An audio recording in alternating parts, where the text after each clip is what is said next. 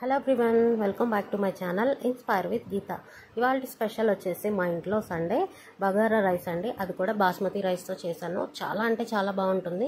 మీకు ఒక చిన్న టిప్ అనేది నేను చెప్తాను. సో ఇక్కడ చూస్తున్నట్టయితే చాలా పొడి పొడిగా ఉంది కదండి. రైస్ అనేది అస్సలు స్టిక్ అవ్వకుండా ముద్ద అనేది అవ్వకుండా మంచిగా పర్ఫెక్ట్గా ఎలా చేసుకోవాలి, నార్మల్గా కుక్కర్లో కాకుండా లూజ్గా మనం చేసుకుంటాం కదా గిన్నె యూజ్ చేసి. సో అలా ఎలా చేసుకోవాలి అనేది మీకు తెలియకపోతే నేను డీటెయిల్డ్గా చెప్తానండి. చిన్న టిప్స్ ఉంటాయి, అది యూజ్ చేస్తే మీకు పర్ఫెక్ట్గా ఇలా రైస్ అనేది లూజ్ కన్సిస్టెన్సీలో వస్తుంది. సో నేనైతే ఇక్కడ చికెన్ కర్రీ చేసుకున్నాను. సో చికెన్ కర్రీతో నేను బగారా రైస్ అనేది సర్వ్ చేసుకుంటున్నాను. చాలా బాగుంటుందండి అండ్ చేసుకోవడం కూడా చాలా ఈజీ. మీకు ఎవరికైనా తెలియకపోతే ఒక్కసారి వీడియో లాస్ట్ వరకు స్కిప్ చేయకుండా చూసి నేర్చుకోండి ఫ్రెండ్స్. సో ఫస్ట్ టైం మన ఛానల్ ఎవరైనా చూస్తున్నట్టయితే నా ఛానల్ని సబ్స్క్రైబ్ చేసుకోండి. అండ్ ఇక్కడ మనకి ఏంటి కావాలి పదార్థాలు అనేది చూసేద్దాం. ఇక్కడ నేనైతే ఒక పెద్ద సైజ్ ఆనియన్ తీసుకున్నానండి. అలాగే 8 పచ్చిమిరపకాయలు, జింజర్ గార్లిక్ పేస్ట్, కొత్తిమీర, పుదీనా నేను ఇలా ఫైన్గా చాప్ చేసి పెట్టుకొని వాటర్లో వేసుకుంటానండి. నేను కాడలతోనే కట్ చేసుకుంటాను, దానివల్ల ఫ్లేవర్ చాలా బాగుంటుంది. అలాగే హోల్ స్పైసెస్ అండి. హోల్ స్పైసెస్ అంటే మీకు షాజీరా అవన్నీ ఉంటాయి కదా. అలాగే బాస్మతి రైస్ నేను ఇక్కడ 1 కిలో తీసుకున్నాను. ముందుగా 1 అవర్ పాటు ఇలా నానబెట్టి పెట్టుకోవడం వల్ల మనకి పొడుగా వస్తుందండి రైస్ అనేది ఉడికాక. సో ఎలా చేసుకోవాలి చూసేద్దాం. ముందుగా నేనైతే ఒక గిన్నె పెట్టుకొని ఒక 4 స్పూన్స్ ఆయిల్ వేసుకున్నాను. అందులోకి బిర్యానీ ఆకు అలాగే హోల్ స్పైసెస్ అనేవి వేసుకొని ఫ్రై చేసుకోవాలి మంచిగా. అలాగే ఇందులోకి 1.5 స్పూన్ వరకు అల్లం వెల్లుల్లి పేస్ట్ అనేది నేను వేసుకుంటున్నాను. ఈ స్పైసెస్ అండ్ అల్లం వెల్లుల్లి పేస్ట్ అనేది మంచిగా ఫ్రై అవ్వాలండి, అప్పుడే ఫ్లేవర్ బాగుంటుంది. నేనైతే పుదీనా కొత్తిమీర ఇప్పుడే వేసుకుంటున్నాను, కట్ చేసి పెట్టుకున్నాను కదా.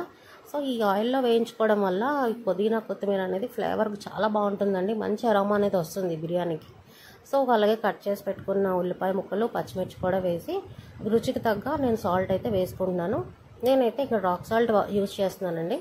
ఒక 2 స్పూన్స్ వరకు వేసుకున్నాను.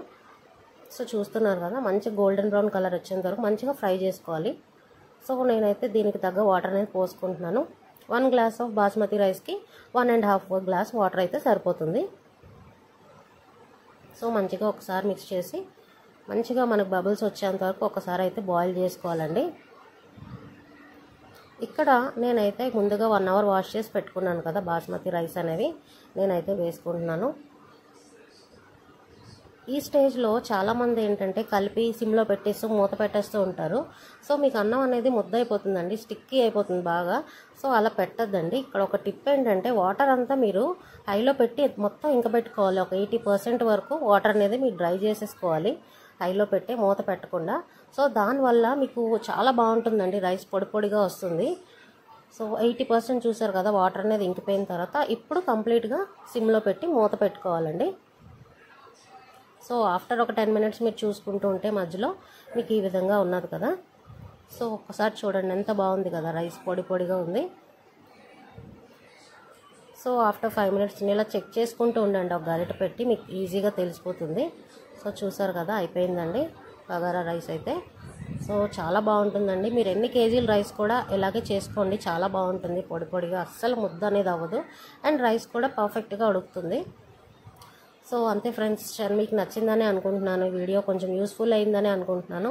సో డెఫినెట్గా మీకు నచ్చితే లైక్ చేసి మీ ఫ్రెండ్స్ అండ్ ఫ్యామిలీ మెంబర్స్కి కూడా షేర్ చేయండి. సో మరెన్నో రెసిపీస్ కోసం మన ఛానల్ని తప్పకుండా సబ్స్క్రైబ్ చేసుకోండి. Bye friends.